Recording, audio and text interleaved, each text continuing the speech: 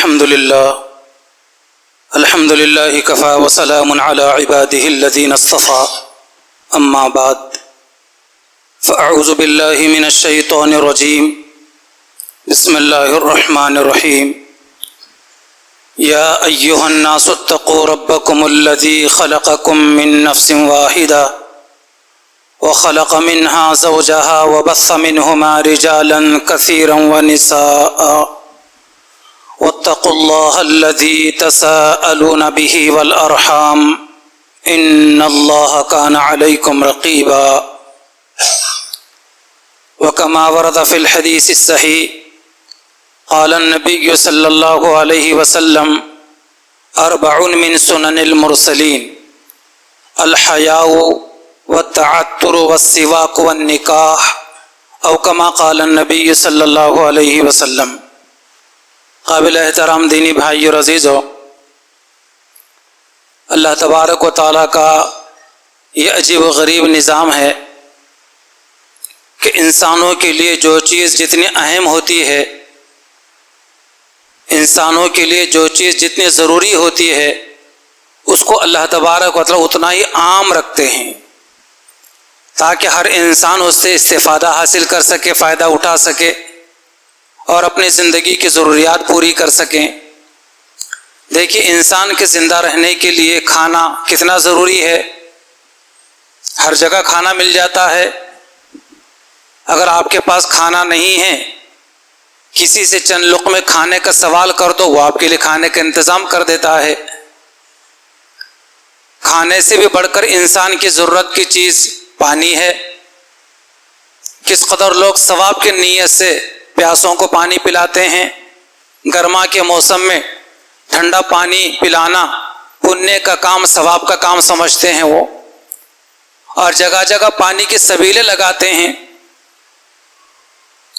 اور پانی سے بھی زیادہ اہم چیز انسان کی زندگی کے لیے ہوا ہے۔ اس ہوا کو تو کسی سے مانگنے کی بھی ضرورت نہیں ہے، نہ ہی خریدنے کی ضرورت ہے۔ ہوا اتنی ضروری چیز ہے کہ ایک پل بھر کے لیے، ایک لمحے بھر کے لیے بھی اگر ہوا ساری بند کر دی جائے خدا کی طرف سے، تو ساری انسانیت، ساری حیوانیت مر کر ڈھیر ہو جائے گی۔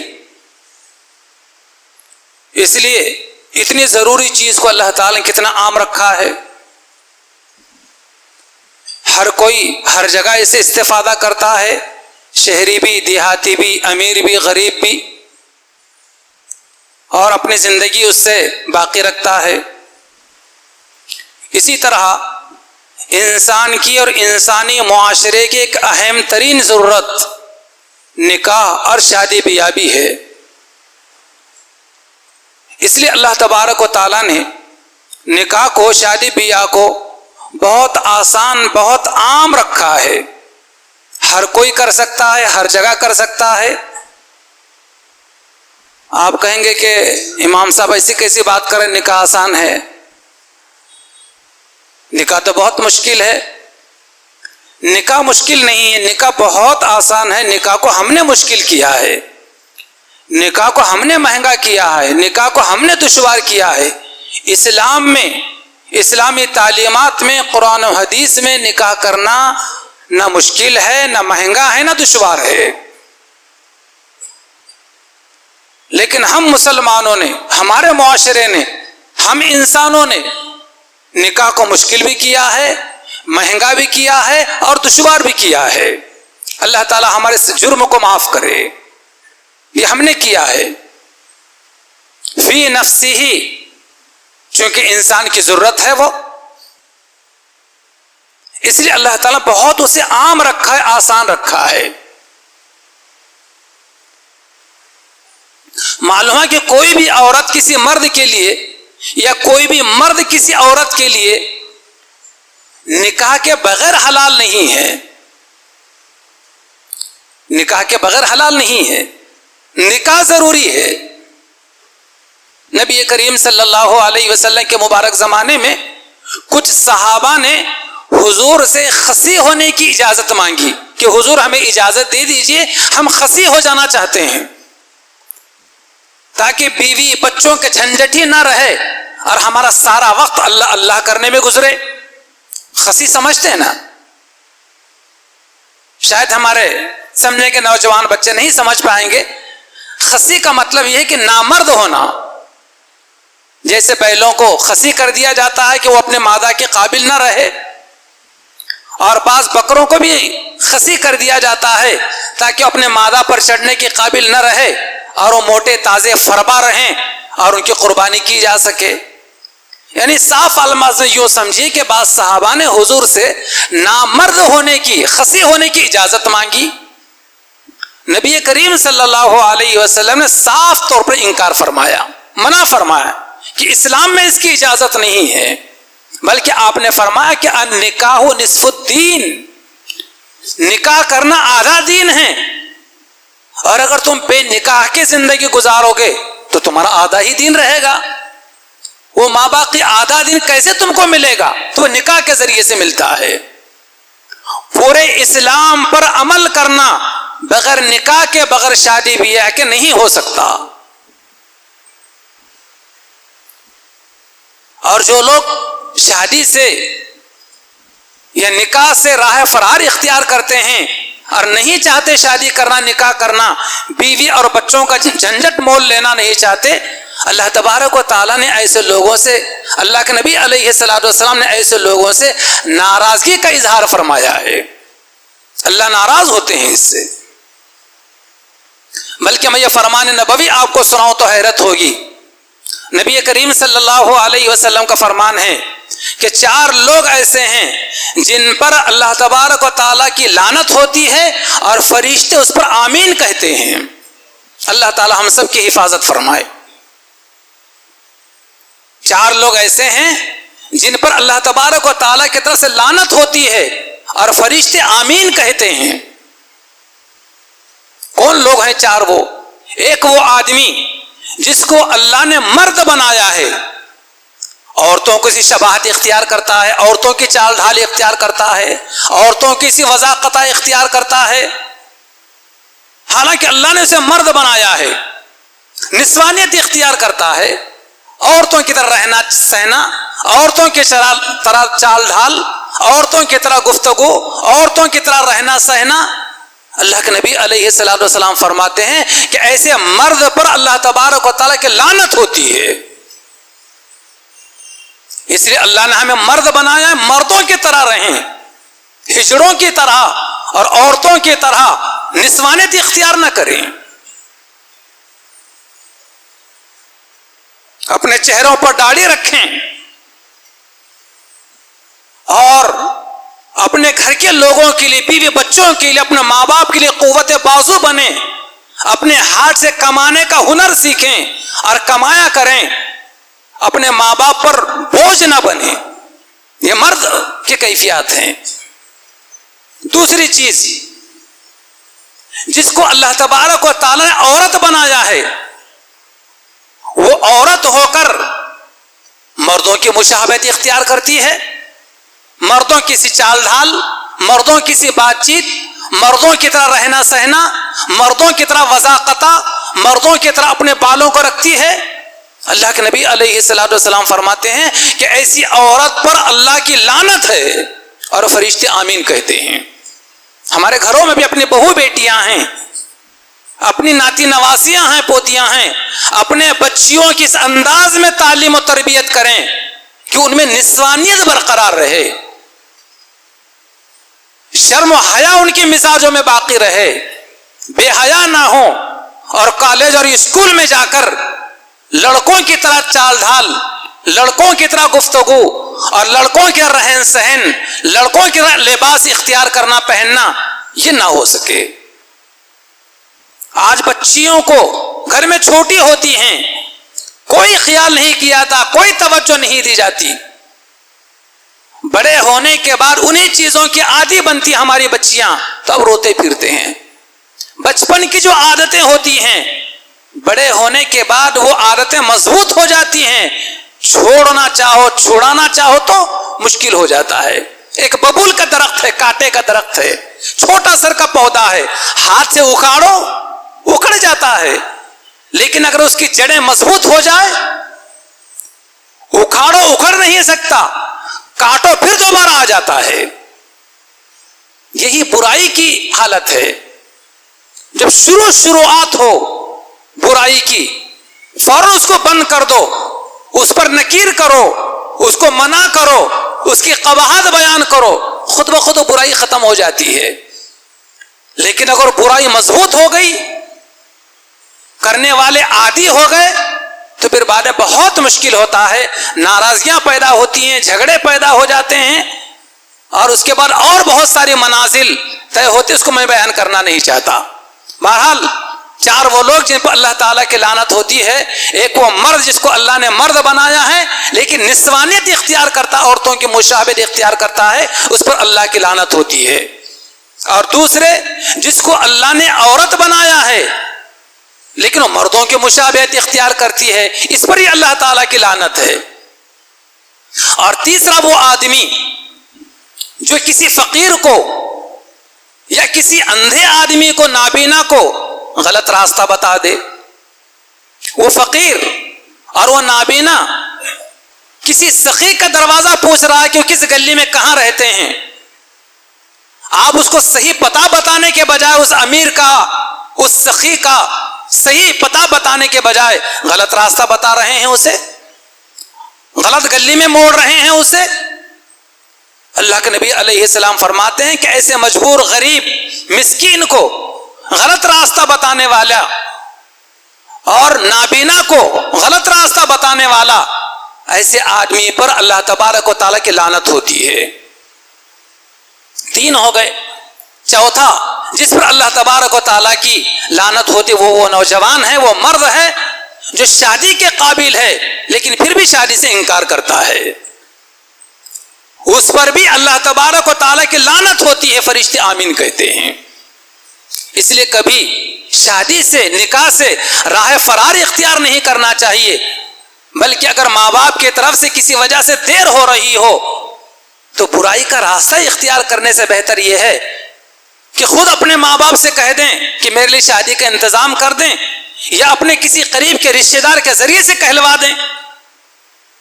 بہت سارے بچوں کے تعلق سے سنا گیا ہے, اور ماں باپ اس لیے نکاح نہیں کرتے, چاہتے ماں باپ یہ ہیں کہ نوٹوں کی بڑی گڈی ہاتھ میں لا کر دے ان کے, تب سمجھتے ہیں کہ ہمارا لال اپنے پیروں پر کھڑا ہوا ہے. نہیں, اگر کسی نوجوان میں اتنی بھی طاقت ہے کہ وہ اپنے بیوی کو مہر دے سکتا ہے, نان و نفقہ دے سکتا ہے, بس وہ شادی کی تیاری کرے, نیت کرے, کوشش کرے, اپنے ماں باپ کے سامنے اس کا اظہار کر لے. اللہ تبارک و تعالیٰ اپنے فضل سے ایسے غریب کو صرف برائی سے بچنے کے لیے شادی رچاتا ہے, شادی کرتا ہے. اللہ اپنے فضل سے اسے غنی کر دیتے ہیں, اس کو بے نیاز کر دیتے ہیں, اس کی ضرورتیں پوری کر دیتے ہیں. اللہ پاک اس کے معاون بن جاتے ہیں. احادیث مبارکہ ہیں اس سلسلے کی. لیکن شادی کی کوئی تیاری نہیں ہے, کریں گے دیکھا جائے گا. بچیوں کے تعلق سے بھی وہی لاپرواہی آج کل, اور بچوں کے تعلق سے بھی وہی لاپرواہی. میں نے ایسے ہی مذاق میں ایک نوجوان سے پوچھا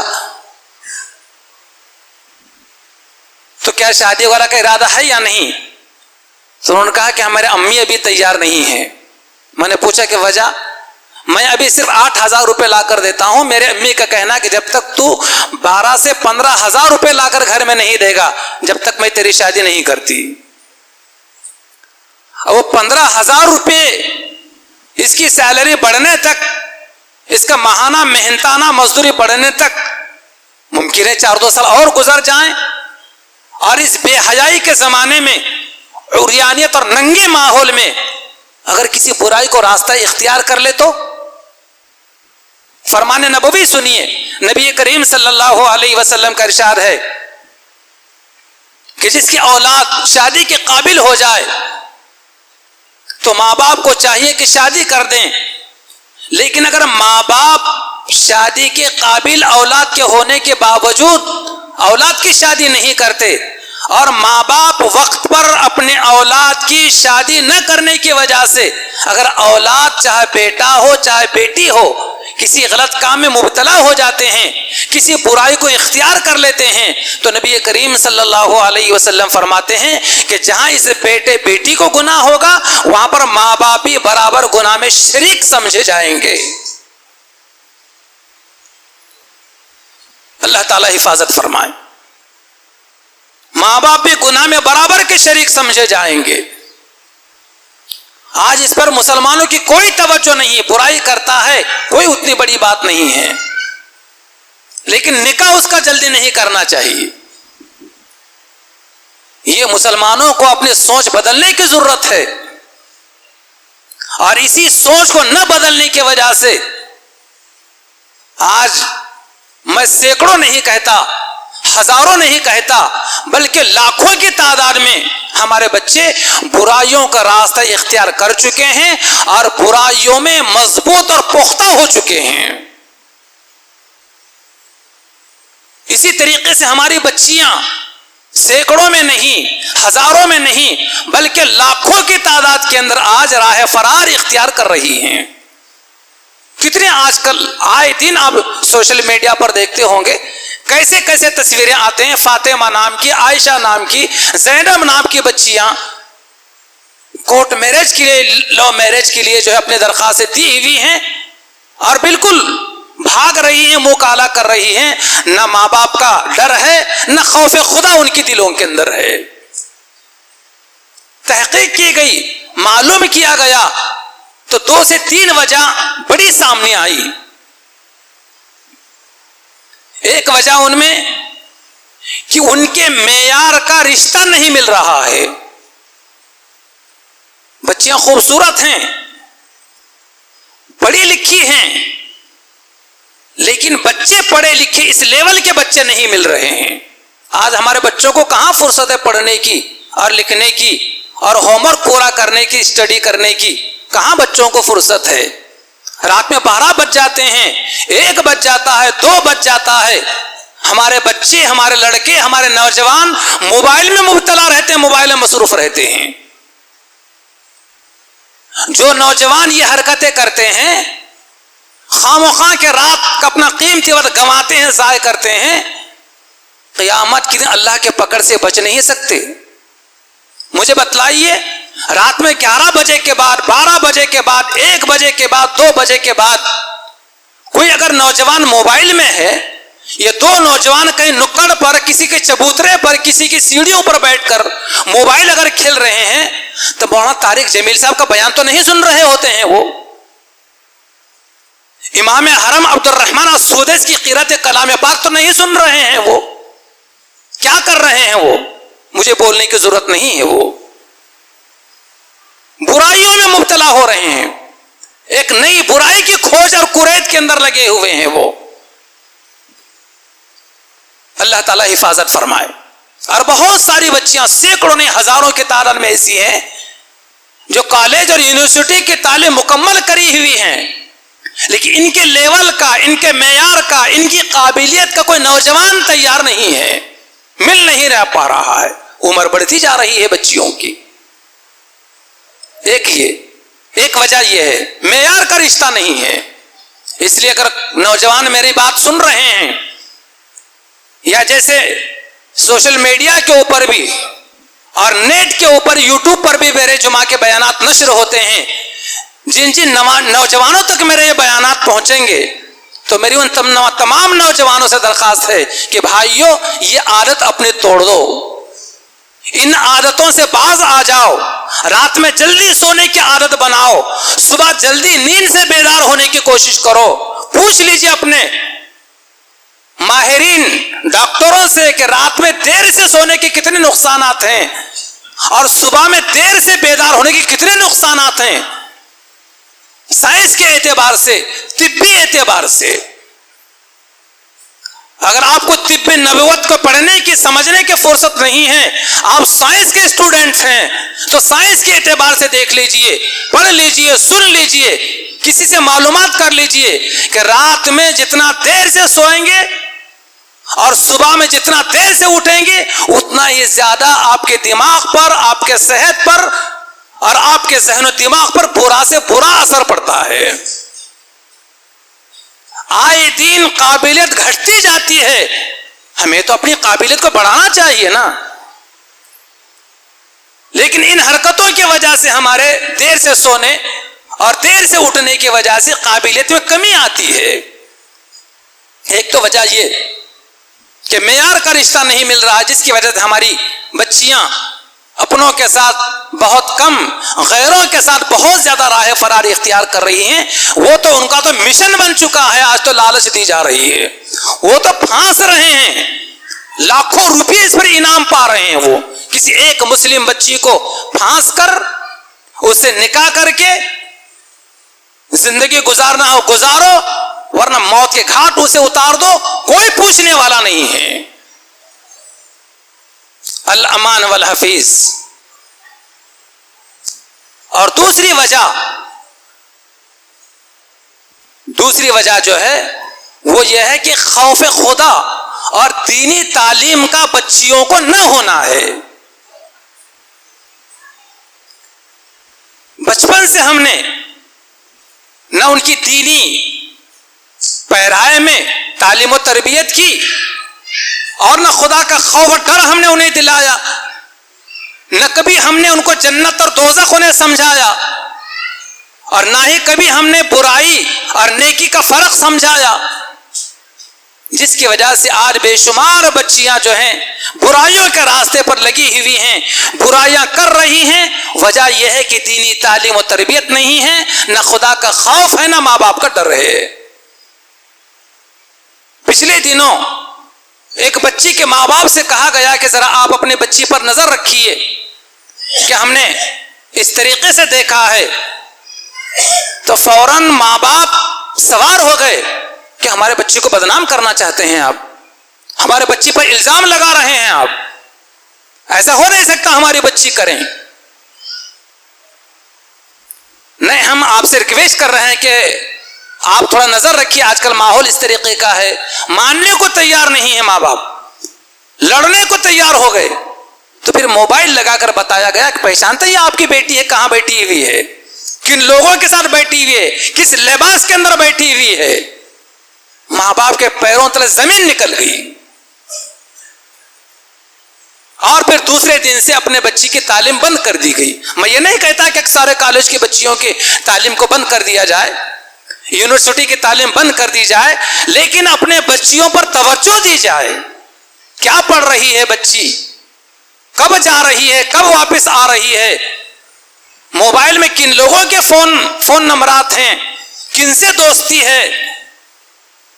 کبھی چھوڑنے کے لیے جائیں, کبھی اچانک لینے کے لیے پہنچ جائیں, کبھی درمیان میں چلے جائیں.